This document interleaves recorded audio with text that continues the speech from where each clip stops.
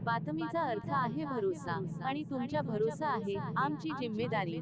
आपण पाहत आहात NCN न्यूज। एक करोड़ पीक विमा, एक करोड़ पीक विमा, एक करोड़ खत, एक करोड़ बियाणं, जय भवानी, जय शिवाजी, जय भवानी, जय शिवाजी, जिंदाबाद जिंदाबाद, शिवसेना जिंदाबाद, जिंदाबाद जिंदाबाद, शिवसेना जिंदाबाद। नमस्कार, आपण पाहत आहात NCN न्यूज TV।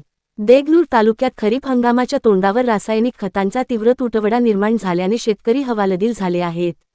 याच पार्श्वभूमीवर शिवसेना उद्धव बाळासाहेब ठाकरे पक्षाच्या वतीने सोमवार दिनांक मे 25 रोजी देगलूरमध्ये कृषी सेवा केंद्र आणि मुंढा बाजार बंद आंदोलन करण्यात येणार असल्याची घोषणा करण्यात आली आहे।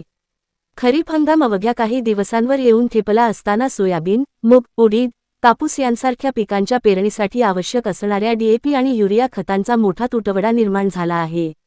शेतकऱ्यांना स्थानिक बाजारात खते उपलब्ध होत नसल्याने तेलंगणा, आंध्र प्रदेश आणि कर्नाटक राज्यांमध्ये जादा दराने खते खरेदी करण्याची वेळ आली आहे। यामुळे शेतकऱ्यांना आर्थिक, मानसिक आणि शारीरिक त्रास सहन करावा लागत असल्याचा आरोप शिवसेनेने केला आहे। या पार्श्वभूमीवर शिवसेना उपजिल्हाप्रमुख महेश पाटील यांच्या नेतृत्वाखाली शिष्टमंडळाने जिल्हाधिकारी, उपजिल्हाधिकारी, तहसीलदार, तालुका कृषी अधिकारी, गटविकास अधिकारी, पोलीस निरीक्षक तसेच कृषी सेवा केंद्र आणि आडत व्यापारी संघटनांना निवेदन दिले।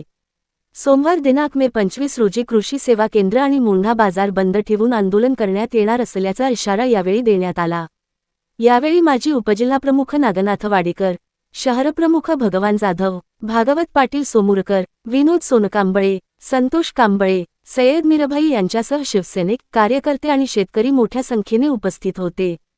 दरम्यान, खरीप हंगामापूर्वी शेतकऱ्यांना तात्काळ आणि मुबलक प्रमाणात रासायनिक खते उपलब्ध करून द्यावीत, अन्यथा आंदोलन अधिक तीव्र करण्यात येईल असा इशाराही शिवसेनेच्या वतीने देण्यात आला आहे। अधिक अपडेटसाठी पाहत रहा NCN न्यूज TV।